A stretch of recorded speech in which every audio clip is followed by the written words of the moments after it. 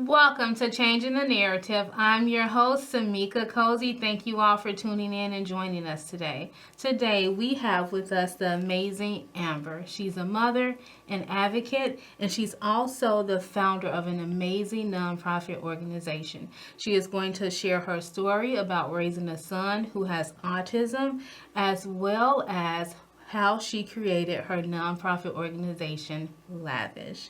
Thank you so much, Amber, for coming and joining us today. Thank you for having me today. I appreciate it so You're much. so welcome. Can you tell our listeners a little bit about you? So my name is Amber Ratcliffe. Actually, Amber Ratcliffe Bryant. I'm also married, so not only do I navigate the world of being an entrepreneur and a mother, I'm also a wife.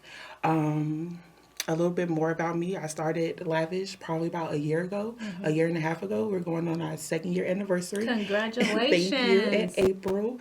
So that's really fun around Easter time, which is very monumental to us because we also are a faith-based organization.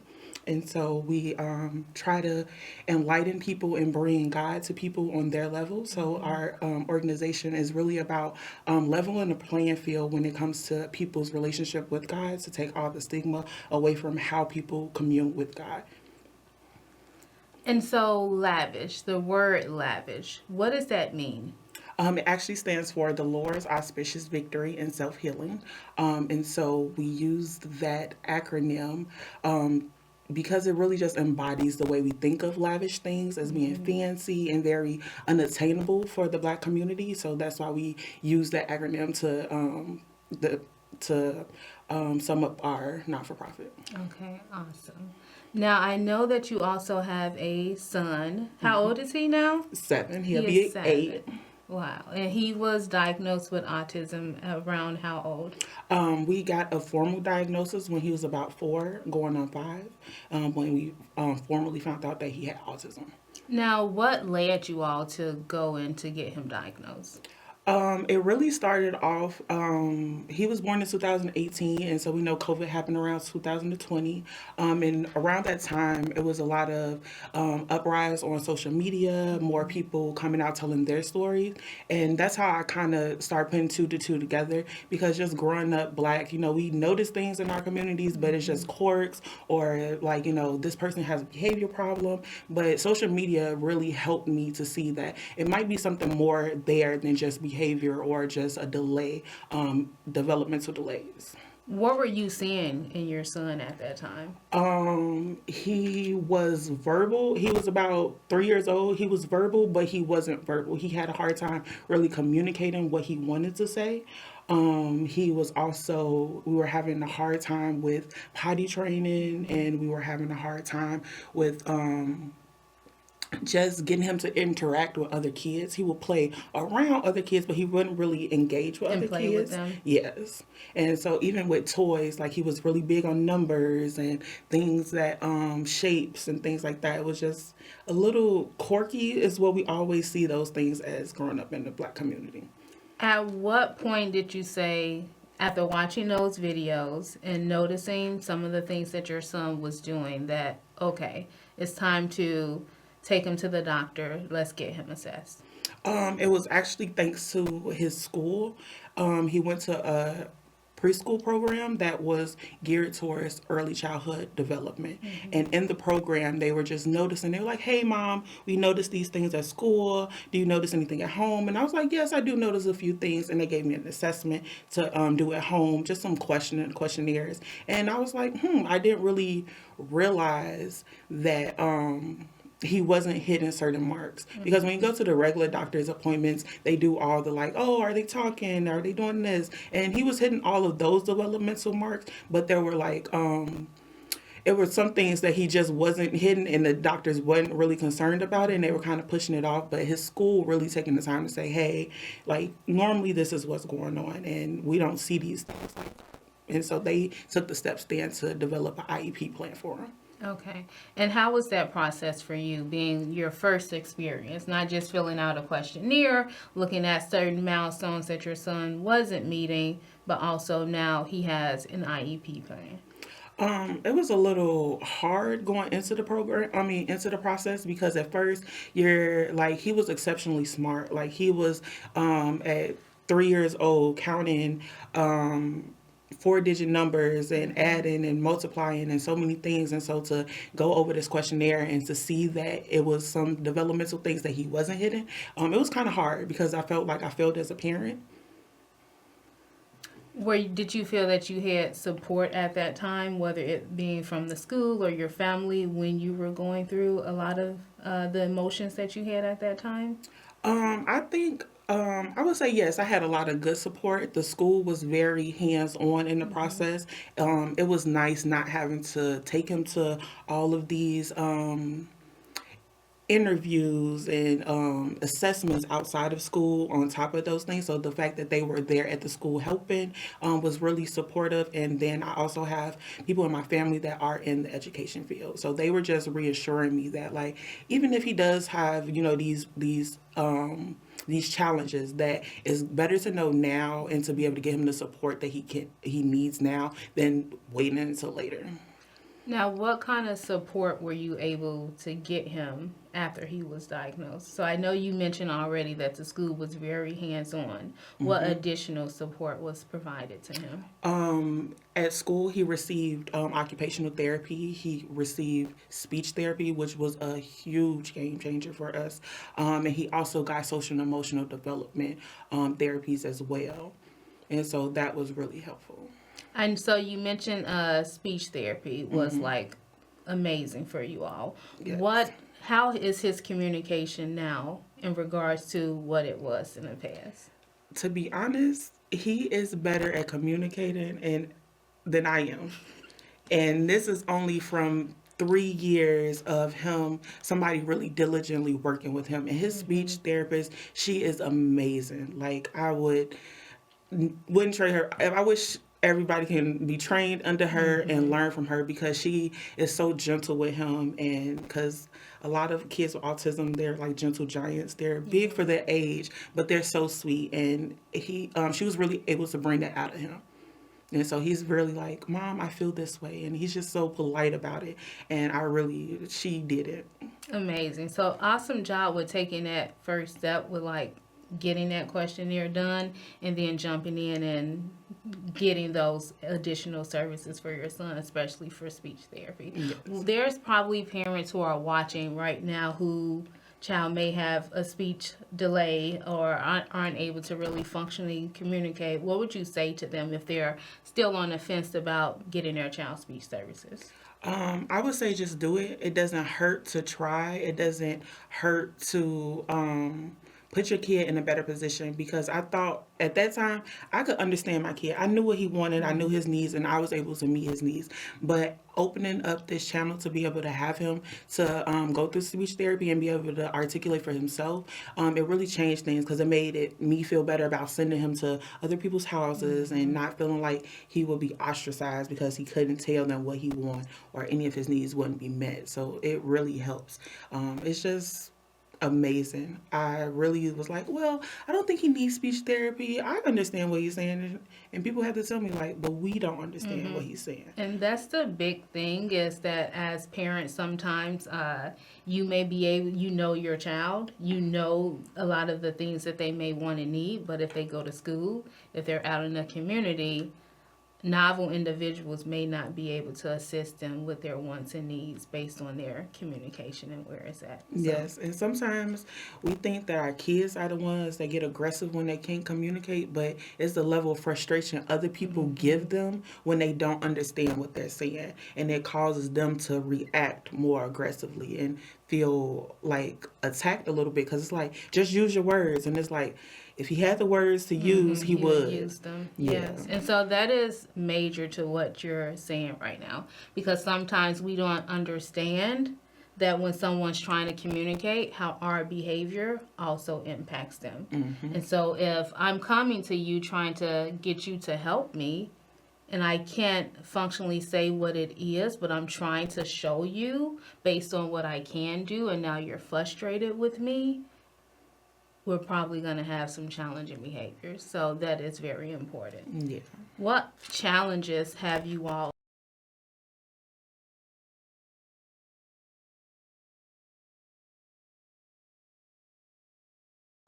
It first started when we were doing potty training when he was like 3, and it was the fact that he was 3 and not being potty and he wasn't potty trained.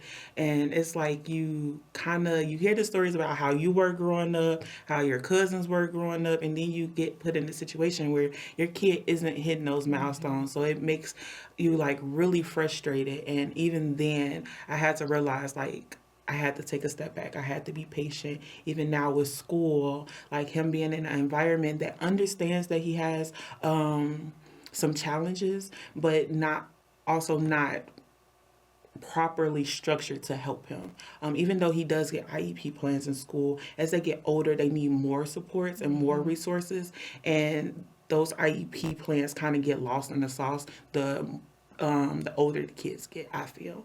When he was in kindergarten, everything was really spot on. He had a lot of one-on-ones, but now that he's getting older, it's harder to get that one-on-one with him. And so now he's like kind of acting out in school, but it's also trying to find that balance of like, okay, people say that he has autism, and that doesn't mean anything because he's super smart, but there are so many social things about autism that people just don't understand. What have you done to advocate for him? So I know you mentioned that as he's gotten older, he doesn't get the support that he had back in kindergarten in regards to his IEP.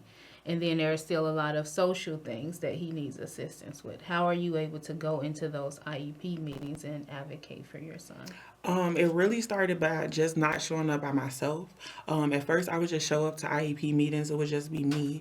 But now my son has an IEP meeting coming up, and now my dad's involved because he has a perspective that I don't have, being raising 3 kids of his own. I also invited my friend in who has a son that's 18 that has autism, and so just to know the things that I should be looking for, things that I can speak up and say, hey, I don't think that this is working for him. Because at first I was really just afraid, but just finding more people that say, no, that's not how the school system is supposed to work. No, there is ways, there are programs in place that they're supposed to be implemented to help your child.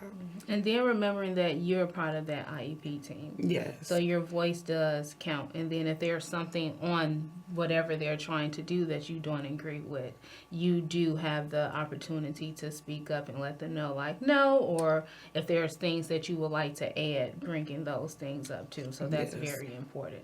At what point did you say to yourself, like, I can't go in here anymore by myself? I need the additional support.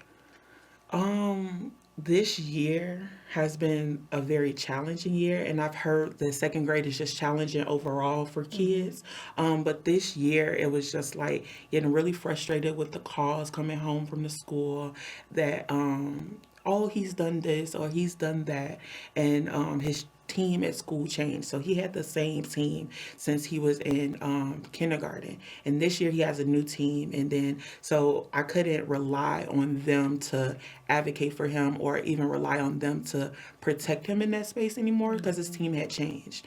And with the changes, I started having to advocate for him more. And the more I advocated, and I stopped holding everything in. I would go through things and I would just be like, oh, okay, and I'll just deal with it. But I started bringing other people in, like, hey, I need help. I can't do it all by myself. And I looked at it as not giving him a disadvantage.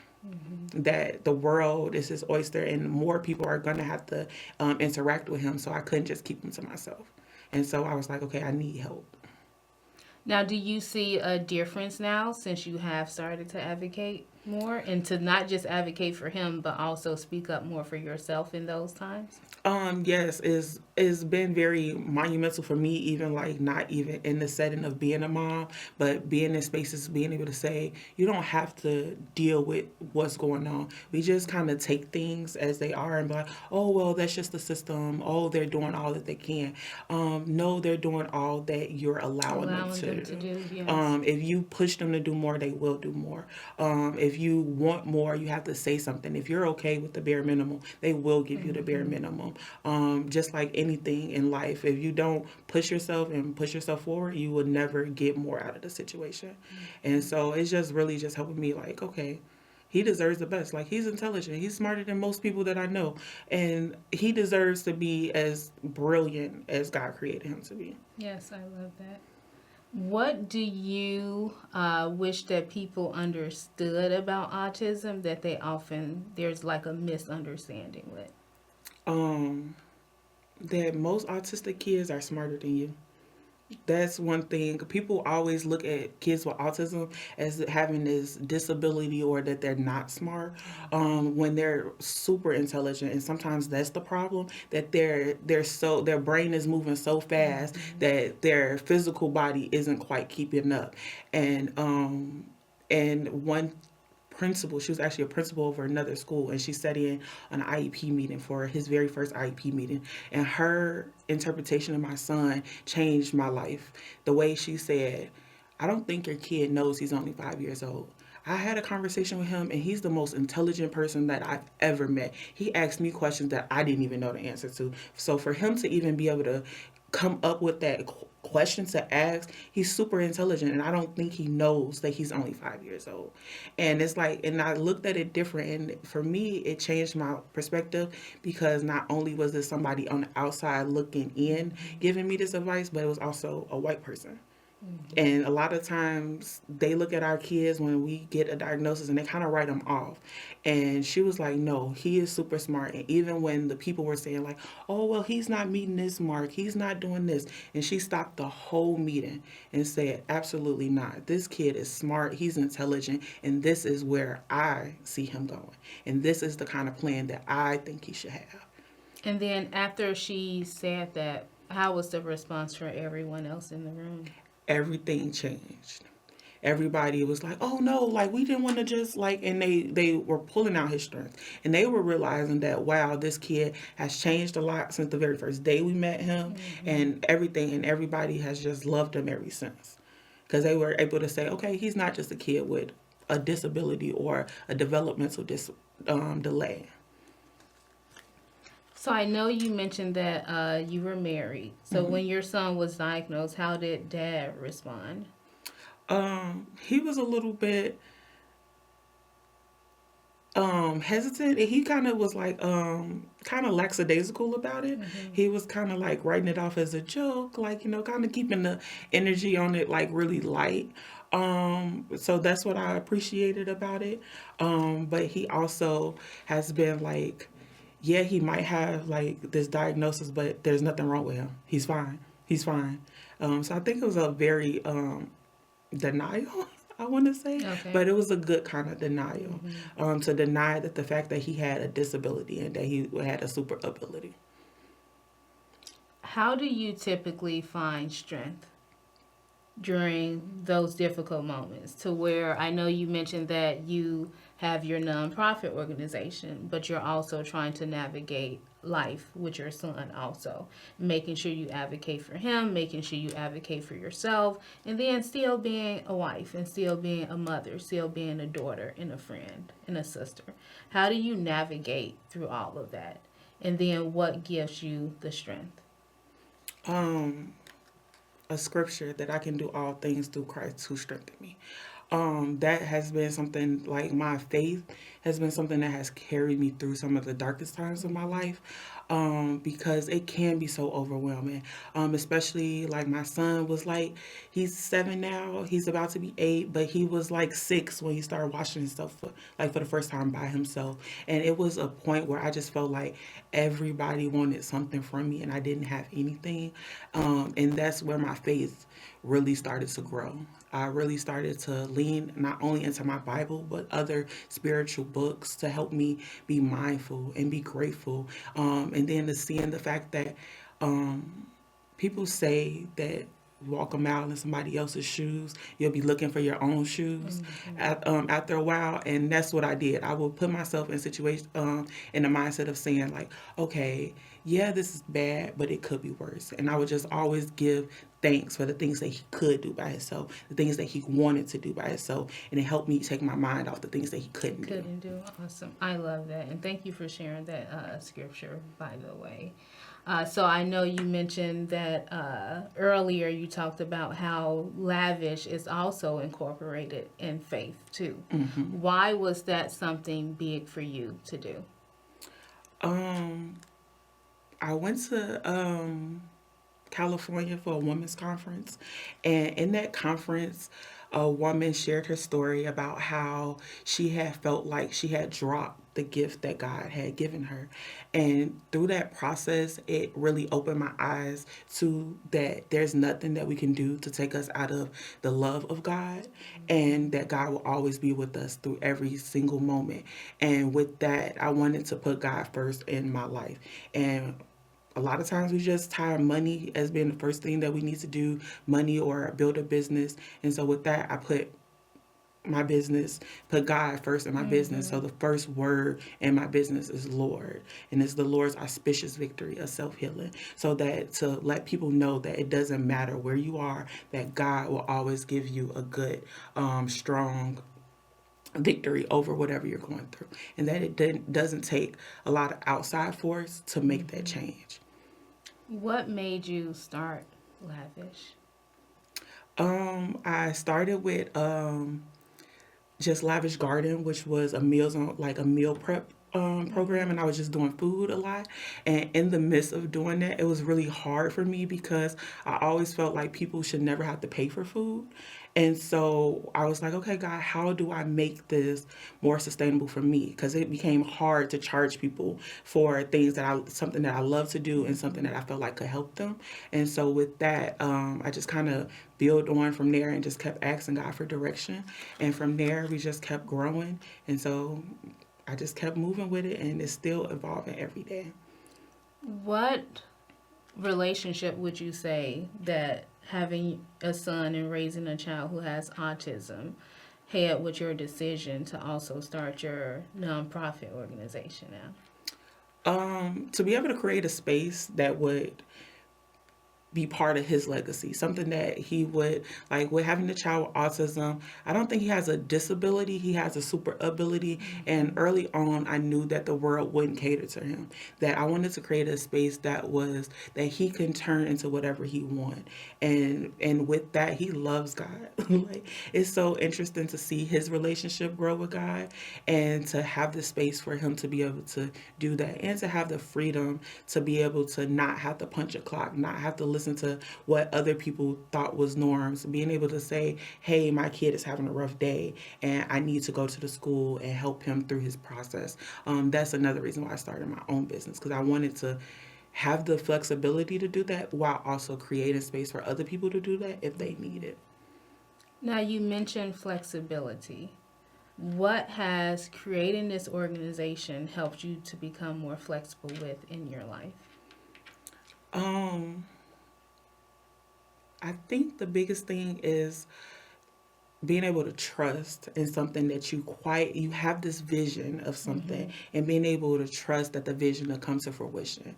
I think that's the biggest thing. It has really grown my faith, because sometimes you have an event and it's a big event and it's something that you're so passionate about, but it might not reach as many people as you thought it would. And still having faith that you're doing something that is going to make a difference. So when it's small and it's just a trickle, being able to push through has really been very helpful. Like, okay, just the faith of a mustard seed. So as long as I keep showing up, it will grow. And so I know you mentioned having the faith of a mustard seed, continuously pushing through, so that way not just your business and your organization that you have, but also continuously pushing through and working with your son. So there's a lot of people watching right now who sometimes their faith it's not, they don't feel that it's strong enough, or there are some things that they may not be able to push through. What would you say to them? Whether it is continuously pushing through with their business idea, with their organization, following God, or if they have a child who has autism and there's still a lot of fear right there, and they're still focused on the things that their child can't do. What would you say to them? I would say that it's okay to feel overwhelmed. It's okay to feel like you don't have it. It's not a sign of weakness to be able to say I don't have it. I don't know what's going on. It's not a sign of weakness to have those times where you're just in the bed and you just don't feel like you can keep going. But the beauty about that is that you can, that not to stay stuck, that knowing that God is with you through all the ups and downs and trials and tribulations. Even one time where I felt like I overreacted to something my son had did, he came to me and was like, Mom, I still trust you. And it was just like a whisper to me that even though on days where I don't get everything right, days that I'm not the best version of myself, that my son still trusts me to show up for him, and that God is trusting me to do this, and that God would never put more on you than you can handle or you can bear, and that when you are feeling those moments, that you have a way of escape, and to lean on the people that's around. And I love that you mentioned that your son came to you and said, I still trust you. Sometimes when we are facing those difficult times, we also have to remember to continue to trust God during those times. So I do want to thank you for not just sharing your story about your son, but also sharing your story about your faith. And I hope that everything that you have talked about today encourages someone who is listening, who is possibly going through the exact same things or something similar to you. And I just want us all to remember that all of our journeys are different, and just continue to hold faith in your journey and to remember your purpose. And always remember that nothing changes if nothing changes. It is on us to continue to work forward and change the narrative. Thank you so much for joining us. Until next time.